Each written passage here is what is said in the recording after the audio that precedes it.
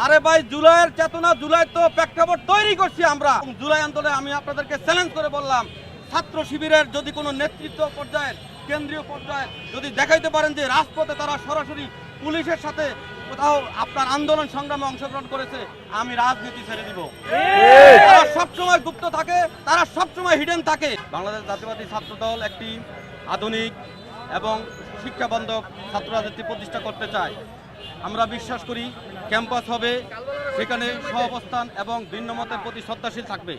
আমরা সেটা বিশ্বাস করি এবং আমরা সেটা ধারণ করি।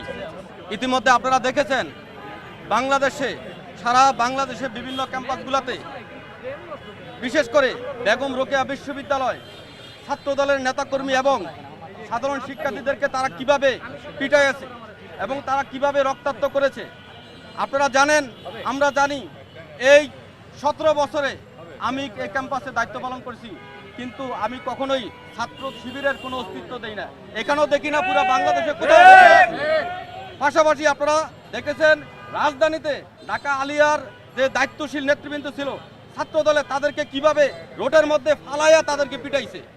এবং পাশাপাশি জগন্নাথ বিশ্ববিদ্যালয় এবং আমার ক্যাম্পাসের যে সদস্য সচিব, তাকে অডিও বার্তায় তাকে হত্যার হুমকি দিয়েছে। আমরা বলতে চাই, আপনারা যেই সময় আমরা রাজপথে গুলি খাই, আমরা কারাবরণ করি, আপনাদেরকে কখনো কোথাও আমরা দেখি নাই।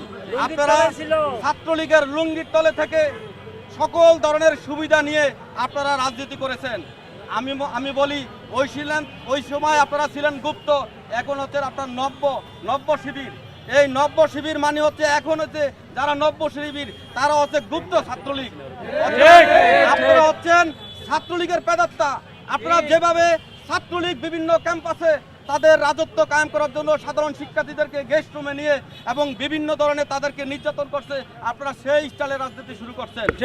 আপনারা ভুলে গেছেন এই জুলাই আন্দোলন যে আন্দোলন আপামর বাংলাদেশের সকল মানুষ অংশগ্রহণ করে একটা পেশিবাদের পতন করিয়েছে। আপনারা এটা মনে করবেন না কখনোই যে আপনারা আপনাদের যেই ছাত্রলীগের স্টাইলে রাজনীতি করবেন, সেটা আমরা কখনোই হতে দিব না।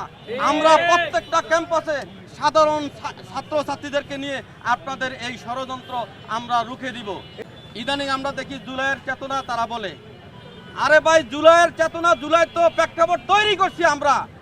এই 17 বছর বিএনপির লাখ লাখ কর্মী গুম হয়েছে, খুন হয়েছে, জেল কেটেছে, তারপরে একটা মানুষের ভিতরে একটা ক্ষোভ সঞ্চার হয়েছে, যার পরিপ্রেক্ষিতে এই জুলাইয়ের আন্দোলন সফল হয়েছে। জুলাই আমরা মনে করি জুলাই কোনো দলের না, জুলাই কোনো গোষ্ঠীর না, জুলাই হচ্ছে বাংলাদেশের সকল মানুষের অংশগ্রহণের মাধ্যমে একটা পেশিবাদ পতনের একটা সফল আন্দোলন। আপনারা ছাত্রলীগ থেকে যে স্টাইলে রাজনীতি শিখে আসছেন, এই স্টাইলে রাজনীতি আর এই বাংলার মাটিতে হবে না। 1971 সাল থেকে শুরু করে আজ পর্যন্ত আপনারা কি কখনো জামাতের বাংলাদেশের পক্ষে, বাংলাদেশের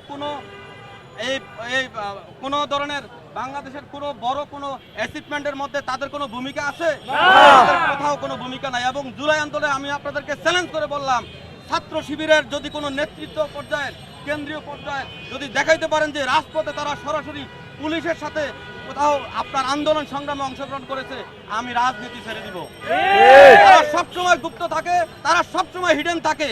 আমরা জুলাই আন্দোলন করে যদি পেশিবাদ থেকে আমরা যদি মুক্ত না হইতে পারতাম, তাহলে আমাদেরকে ফাঁসির কাস্টে ঝুলাই তো শেখ হাসিনা। শিবিরের কাউকে ওই সময় চিনত না, কারণ তারা কখনোই প্রকাশ্যে আসে না, তারা কখনোই ক্যামেরার সামনে আসে না।